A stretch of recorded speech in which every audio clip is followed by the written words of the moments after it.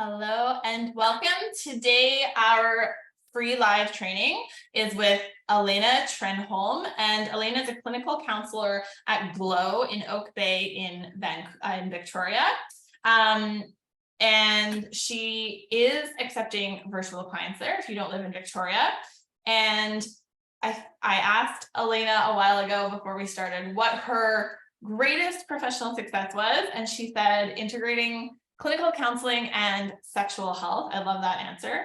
And she also has experience working at the Vancouver Island Center for Immigrants and Refugees. So very vast experience. But today we're talking specifically about something that I talk to our clients with and about in this community a lot, and that is body image. Even if we don't use the terms body image, it comes up a lot. So welcome, Elena. Thank you so much for being here today.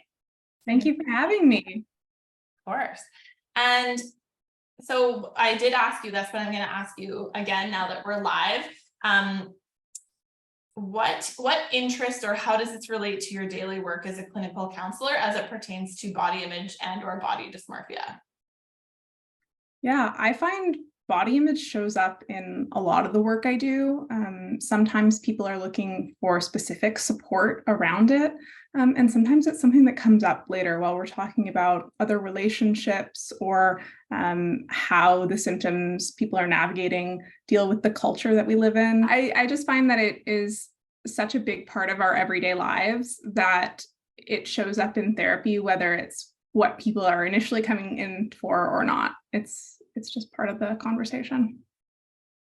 Yeah. And so I asked on Instagram yesterday, we did some polls just to see like what people think about this. I think in our work, I worked with women for many, many years. And so one of the questions that we had, or that I asked on Instagram in a poll, was who is the biggest, or who or what is the biggest influencer of your body image? So before I share what kind of people said as their result, what do you see? And let's talk about specifically women today, since this group is primarily women. So who or what do you see to be the biggest influencer of body image? I think the two biggest that I hear about in my work is immediate family and media. Yeah. And so in family, it's not just about body image, but also like the culture we have around food and diet. And then with media, like the kind of vastness of it, it's really hard to avoid. So I think those can be the two biggest ones that I see. And what's the problem? Like how is this detrimental to health or mental health or physical health or family unit? Yeah. So I often joke that I'm like a pretty political therapist, but I really see how much of the concerns people are coming to therapy with are steeped in capitalism. And so like when we talk about media, so much of this is like what someone is trying to sell us, whether it's a lifestyle or a product. And so advertising is like very intentional and in how it's trying to elicit a feeling and like encourage action on your part. And when we talk about like media and family, our family is also exposed to advertising and media that same way. So it really creates a loop. Yeah. Yeah. Okay, so maybe we'll just go there since like it came up, but I'm curious, like this is not about me, but I'm just going to say from my perspective, I did not get into fitness, honestly, to elicit weight loss specifically. Like that is not my primary goal. It's a side effect, sure. So, but like, let's be honest, a lot of people do want that, or at the very least they desire fat loss or body, change in composition. So is there a place where these things can happen in the same time? Like, can women desire change, improved health, or fat loss or weight loss and maintain positive body image? Like, is it possible? I think it makes a lot of sense that we want both, especially if you feel like the body you're currently in is a barrier to things in your everyday life. Like if the goals are lining up, it can be really easy to perceive that having your body look a certain way is the goal. But if we can parse it out a little bit and like, okay, I really want to be able to play with my kids for longer, or like be able to lift them as they're growing. Like if we can find alternatives that like probably all are already there, that are like steeped in our own care for ourselves and our loved ones, I find that that can be a more approachable place to begin from, rather than trying to hold this idea of like, we want to be everything and all at once. That makes sense. It totally makes sense. I think what comes up for me, speaking to women, is that, or I don't want to make a generalization, but I think a lot of people are resistant to that. Like, I'm just curious because you get to go deeper with people on, even deeper than I do, than just why do you desire this, but you really get to go there. So perhaps you have some insight as to why we often feel resistant to those deeper things. And it can be just, I don't know is it easier to just be like, I just want to be thin, I just want to be fit, I just want to weigh less, or like, is there a resistance? I don't know. You know what I'm asking? I think we're really prone to wanting a definitive answer in our culture. And like, I think one of the things that comes up most frequently in sessions with clients is me apologizing that I'm not going to be able to give anyone a definitive answer, because everything is so nuanced and so dependent on where you are.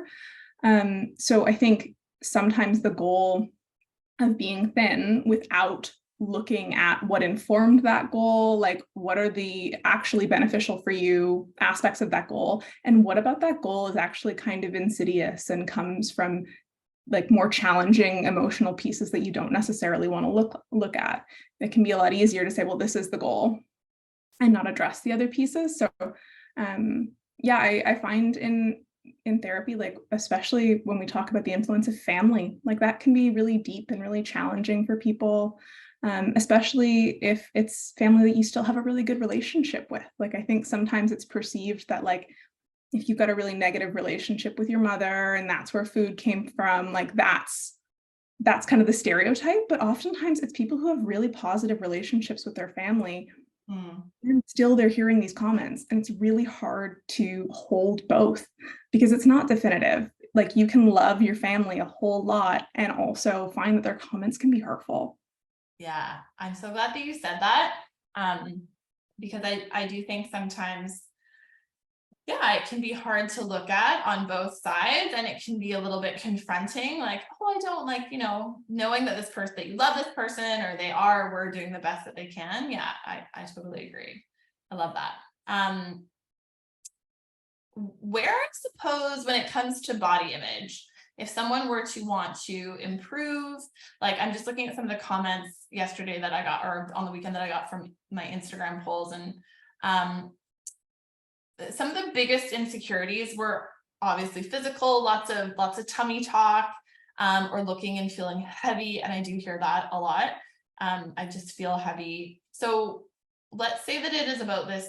I really got the tummy one a lot. So let's talk about that.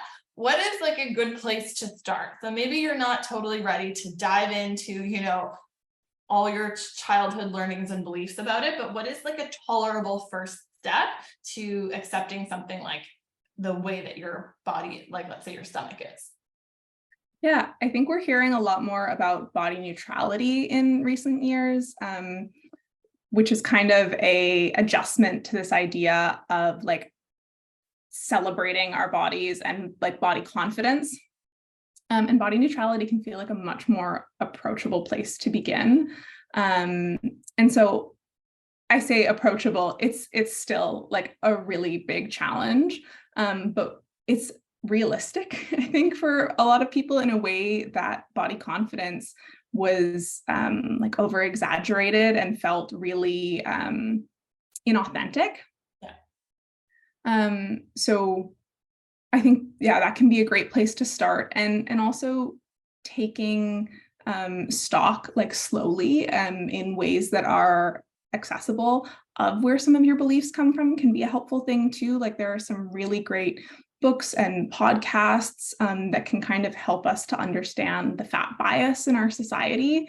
And so I think when you are practicing like compassion and kind of a gentler voice with yourself and learning more about the harm of the misinformation that a lot of us have been exposed to growing up, it can be kind of a two-prong approach. Yeah, I love that. I have a comment and a question. My comment was, do you remember I told you about that book? Really great, actually. It's fiction. Okay. Yeah. So I may have even told you this. I love this quote in this book. And I love that book because it's hilarious, but it also basically kind of from the first person walks through this woman's foray into therapy where she's very resistant to it, and then she starts doing it, and yes, there's lots of body image stuff, and then at the end she kind of has this like very fleeting comment about how maybe, you know, her improved body image is not so much about like celebrating and being like super in love with your body, but simply just worrying about it less frequently. And I was like, yeah, that like isn't that, I think that when I see it in clients who feel better, that's what it is. It's not like there's been some huge, like we just rave about our bodies all the time, but it's like we literally just worry about it less. Is that accurate? Yeah, I think that's fair. I mean, and I also really see a shift from worrying about like how we might be perceived by others to worrying about how we feel in our own bodies. So like instead of how we fit into something, do I feel rested when I wake up in the morning? Yeah. Like those, like the real shift in the way we think about our body day to day. Yeah, I love that. And then just going back to what you said about body neutrality, how practically can someone put that into practice? Is it an affirmation or an action or a self-care practice or what? Yeah, I think it depends on the person. And so I know typically when I first meet a client, and I'll check in later because I find people's interest in things changes, but I'll ask, like, are you interested in meditation? Like, do you want to spend time and like pay attention to your breathing? And for some people, it's like, oh yeah, that sounds like something that would be really nourishing. I'm interested in that. And for some people, that's like, no, that's the worst thing I can imagine doing right now. And so I find there's kind of a parallel here where it's like, find what feels approachable for you and what feels like something you're actually going to want to engage in. And that doesn't mean like wholeheartedly all the time, because sometimes like if manifestation is something that you're interested in and you can engage with it, even on the days that you don't 100% believe it, that's great. But if it's something that you're not interested in from the jump, we should find like another approach. Like what? Like what's another alternative? I find time in nature can be a really great one for people. One of the areas of therapy that I practice is called existential therapy. And a really big part of that is just practicing awe, like feeling that when you look at a tree and you think about all of the components that are working together in this tree. And so when we can place ourselves in nature and see like the complexity, the beauty, it's a lot easier to also recognize that we're part of nature and to build some care and compassion for ourselves in that way. That's my personal favorite. I love that. And I agree, just working with the way that you're wired, right? Like some people are wired for movement and some people are more wired for stillness. And yeah, I love that. So you may kind of feel like you have already answered this question, but how do you like say that you have a client who comes in and really specifically like definitely like I don't feel, you know, confident in my body, I don't feel good in my physical body. How do they feel, or what types of things would they say after they've made some progress? Like where do they get to? You know what I'm saying? Yeah, I think one of the like phrases that I hear a lot is that like my tolerance for being uncomfortable is increasing. And so that doesn't sound promising initially.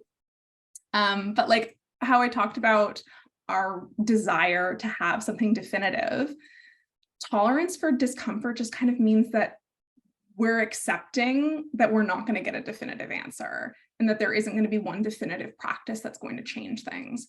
And so some days it might feel easier, some days it might feel harder. But because I'm doing this work alongside my clients, but noticing like a greater tolerance for the discomfort of it all and to be able to stick with it. Yeah, I love that. Isn't that true for most things too, though? Right? Yeah. Really? Yeah. Okay. And then I just wanted to, because there was a lot of interest in the body dysmorphia side of things too. Yeah. So for those who may not know, is there a layman's definition for body dysmorphia, or what does that mean? Yeah. So one of the ways I have described it to people is because I find that the medical definitions can be really pathologizing.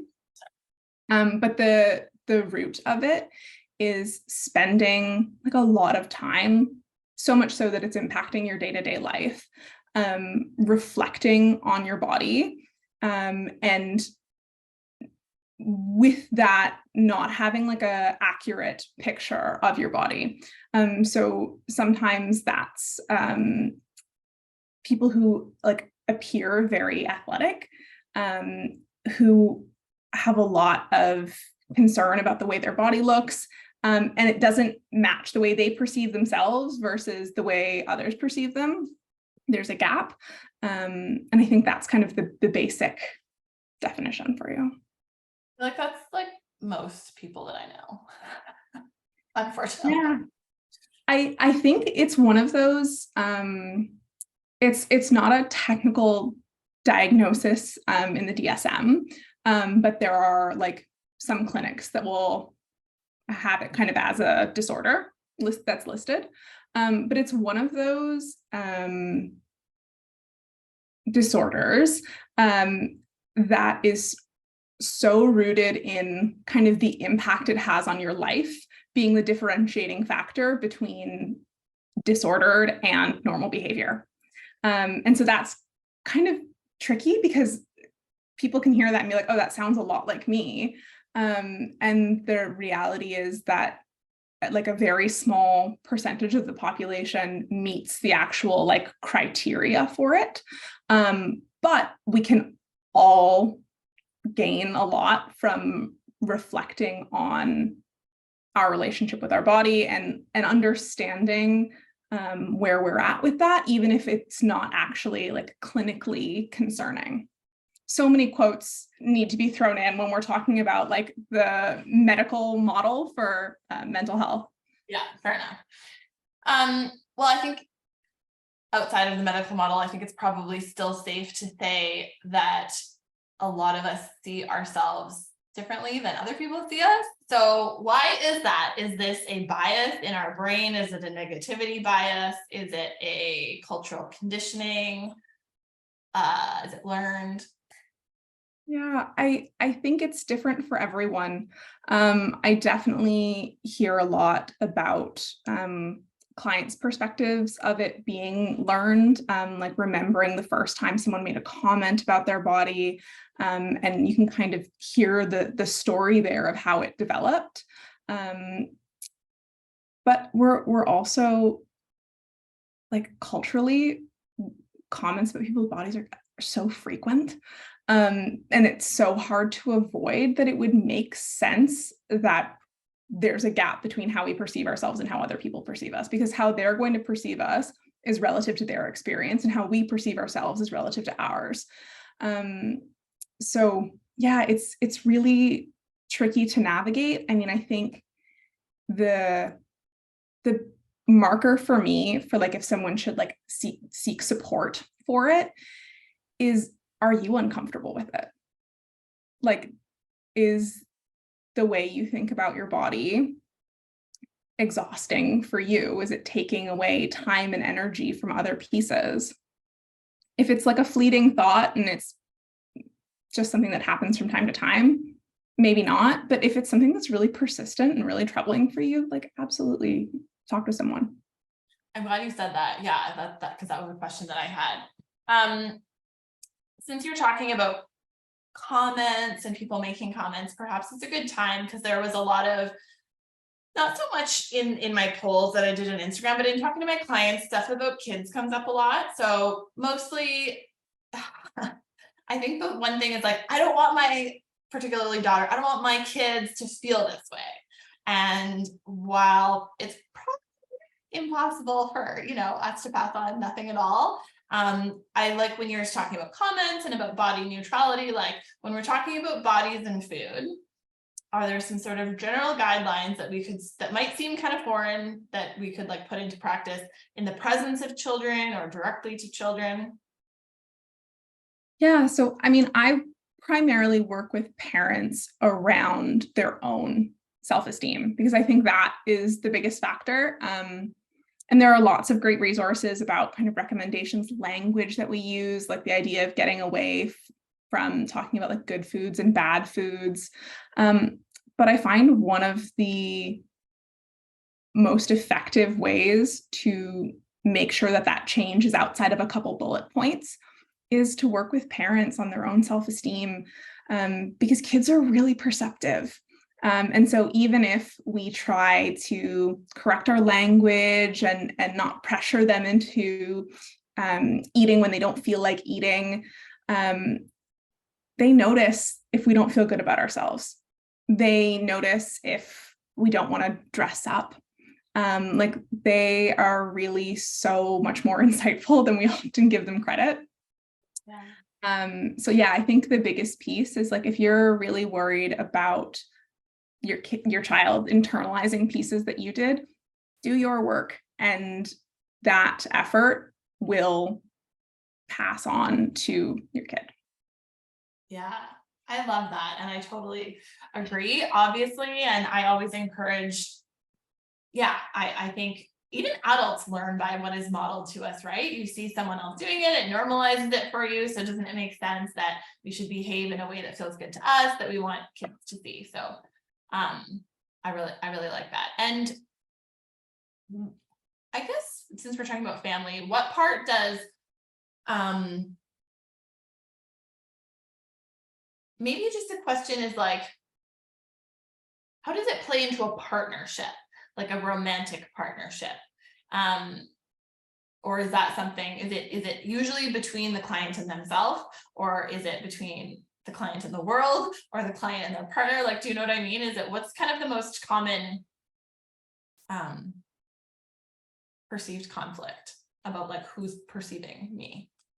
No? Yeah, I think all apply, and it kind of ebbs and flows which feels most pertinent for people. And so like, for example, if you're having challenges in your relationship, it might feel like a more tender time in terms of how is my partner perceiving me. I find that all of these influences that are part of our daily lives are important to us, kind of ebb and flow in terms of what is like really calling our attention to it. When people talk about their relationship with their partner and their body image, oftentimes I think that therapy, and you might experience this as well in conversations with people, I feel like it's kind of like a rough draft of a conversation that they want to have with their partner, but it feels too tender. And so I am always so happy to be the place for the rough draft, because communicating about it can often resolve so much. We often anticipate other people are a lot more critical of us than they really are.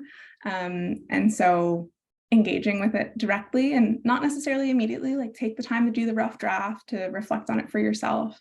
But naming it can be really helpful. Yeah, I love that.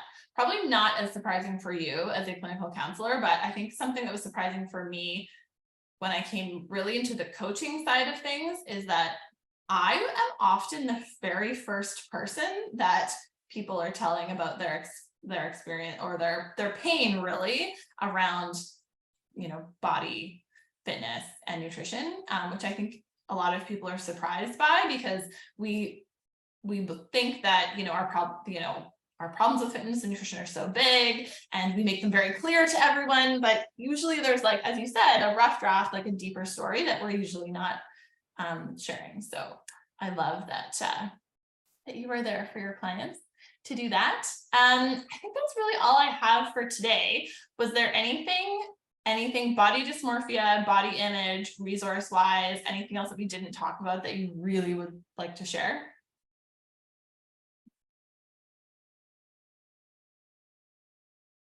I think I can send you some resources that we can maybe share on your Instagram, if that works. I think the big takeaway for me, and what I hope people take away, is to like reflect on your own process with it, and like really trust how you feel. I think it's so common that we minimize our experiences and say, well, everyone's subject to the same media influence and they all seem fine. I can assure you they are not. And so if it feels like you want to get some support, bring in a team. You deserve support to navigate it. I love that. Thank you for saying that, because that is another thing is I think, I mean, I can only speak to women. I think mostly think they're alone and they're the only ones who feel this way or this that badly or this deeply about it. So yes, resources would be great. And then if people want to connect with you, how should they do that? Via the Glow website or something else? Yeah, you can check out Glow Integrative Clinic. They've got a really lovely, informative Instagram profile. And then I accept clients virtually and in person through there. Thank you, Elena. And for our Muscles and Mindset clients, Elena is doing a full call with us tomorrow, answering questions in real time. So I will put all her links and resources below this. And thank you so much, Elena, for taking the time with us today. I really appreciate it. And thank you for joining us. Yeah. Bye, everybody.